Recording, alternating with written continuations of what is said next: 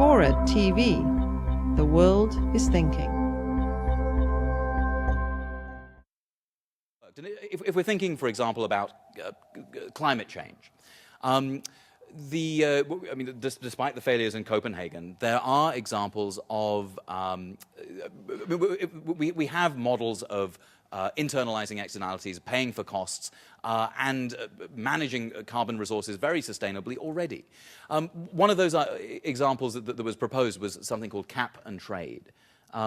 Cap and trade is this idea that we limit, we provide legislative limits on the amount of carbon that's produced, and then we have permits that we sell permits to pollute, and let those permits work their way out through a free market, and the free market will decide the appropriate cost of pollution and thereby drive down the amount of pollution that's generated.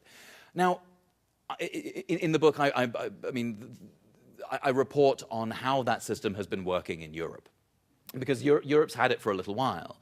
And I have a quote from Citibank, from one of the traders at Citibank, who has been involved in trading these pollution permits. And he's very clear about how free markets have been doing with this. And he says, well, the result of this is that polluters are very happy because they've been allowed to pollute. Bankers are particularly happy because they get to trade in these permits. But the end consumer actually is the one who's been screwed in all of this, because pollution continues, and they're out of pocket with the amount of resources that have been given away to the banks and the polluters. And if you look at the political genealogy of carbon trading, you'll see that essentially it's a deal between big polluters and even bigger banks.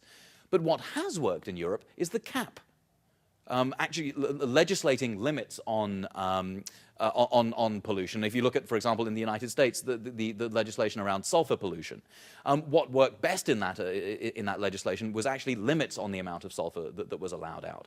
That was a legislative way of actually saying, you know what, we don't like this externality. We're just going to stop it. We're going to legislate the limits to this, and we're going to make it go away, and we did. And so, I think actually what one ought, when you look at the way Washington behaves, it's hard not to sort of shake your head and cry, and despair at the prospects of actually sort of decent legislation. And yet we do have a track record of when enough people get behind it and when it becomes politically necessary to pass that legislation, it becomes possible and it becomes successful.